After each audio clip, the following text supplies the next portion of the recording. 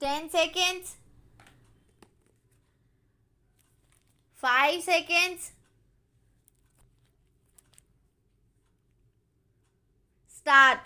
The persons who qualified the written test were called for interview. Interview was, however, postponed by the interview committee and it felt that it was desirable to prescribe minimum marks for the viva voce test as well.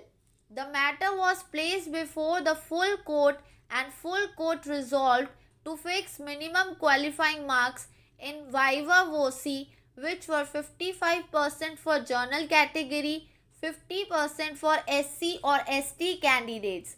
After this change was effected in the criteria, thereby prescribing fixation of minimum qualifying marks, the interviews were held. The petitioners in that case were not selected as they secured less than 55% marks. Those two petitioners filed the writ petition submitting that prescribing minimum cut-off marks in the viva voce test. After the selection process had started, when there was no such stipulation at the time of initiation of recruitment process was unwarranted and impermissible.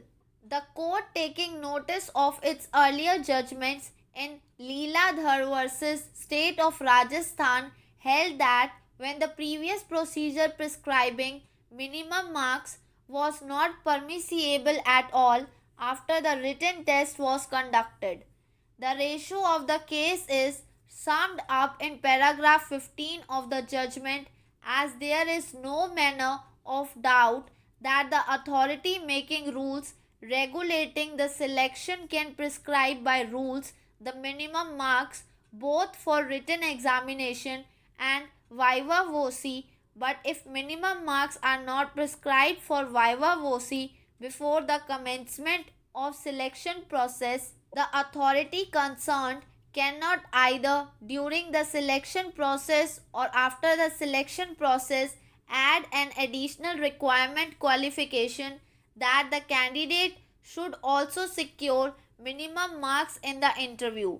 Therefore, this court is of the opinion that prescription of minimum marks by the respondent at viva voce test was illegal. The present appeal depicts a factual score where this court is constrained to say that delay in disposal of the application by the Debts Recovery Tribunal and the appeal by Debt Recovery Appellant Tribunal have the effect potentiality of creating a corrosion in the economic spine of the country.